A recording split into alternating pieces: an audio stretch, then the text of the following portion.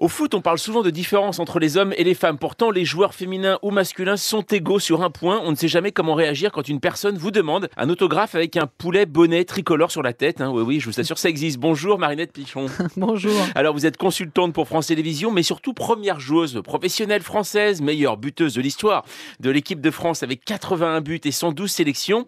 Et vous sortez ne jamais rien lâcher. Vous revenez en fait sur votre parcours. Alors, en sous-titre, il y a marqué le parcours d'une icône. Vous avez l'impression de l'être ou pas ? Je n'avais pas forcément cette impression et plus j'avance dans le temps et plus je vieillis, allons nous dire, plus je me rends compte que j'ai quand même marqué les esprits certains, des personnes peut-être un peu plus âgées et puis des plus jeunes.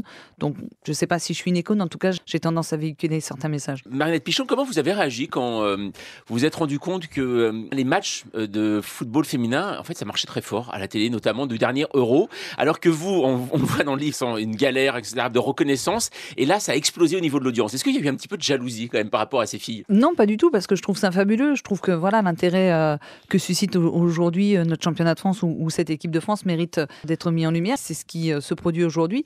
La très belle couverture de France Télévisions sur le championnat d'Europe a prouvé l'été dernier aux Pays-Bas qu'il y avait une vraie place pour le développement du foot féminin.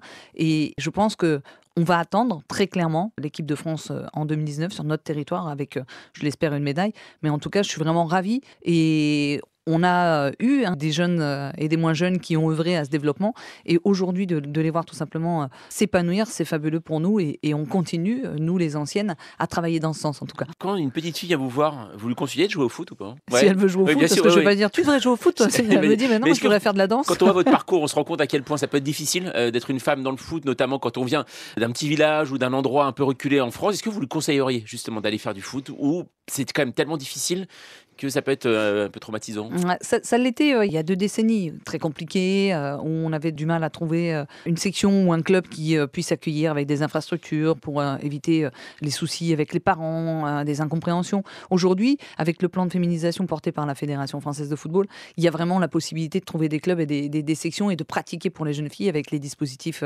de Mesdames franchissez les barrières. Donc les mentalités ont évolué. Les mentalités ont évolué et surtout, on a plus d'infrastructures, on a plus de clubs qui permettent à ces jeunes petites de pratiquer. Vous avez joué à Saint-Memy, dans la Marne, c'est ça Saint-Mémy, oui. Saint-Mémy, dans la Marne. C'est votre club.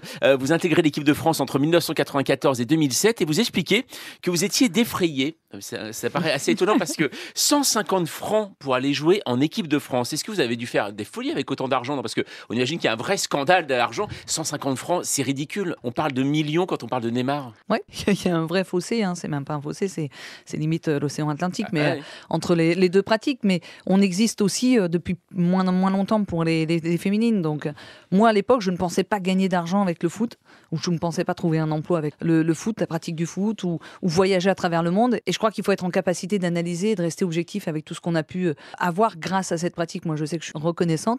Maintenant, ce serait dérisoire de vouloir comparer les salaires d'une femme avec les salaires des hommes, tout simplement, parce que l'économie n'est pas la même, on ne génère pas les mêmes choses, même si on commence à évoluer, à être reconnu. Il faut continuer à avancer en gardant bien la maîtrise du volant entre les mains pour éviter les dérapages dans les grands virages, parce qu'on a vu ce que la Ligue américaine avait fait, de vouloir vivre la grande vie dans des grands hôtels, avec des grands déplacements où on avait le tapis rouge. Et derrière, la Ligue a fait faillite au bout de 3 années. Donc il faut rester les pieds sur terre et continuer à avancer. Et pourtant, dans le tennis, vous avez vu, finalement, il y a toujours eu ce combat. Et même là, ce dernier scandale qu'il y avait, la BBC, Martina Navratilova, qui commentait pour la BBC, était moins payée que John McEnroe. C'est-à-dire qu'on reste encore dans ses réflexes.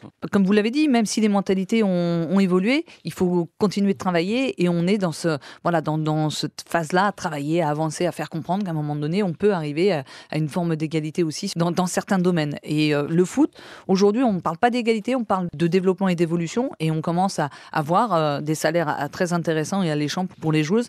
Mais moi, je veux surtout pas qu'on tombe dans les travers des masculins, à pas calculer les gens, à devenir hautain, devenir entre guillemets un peu con sur les bords. Ça me gênerait. Moi, je voudrais qu'on reste les pieds sur terre et qu'on soit attaché à nos valeurs et aux convictions.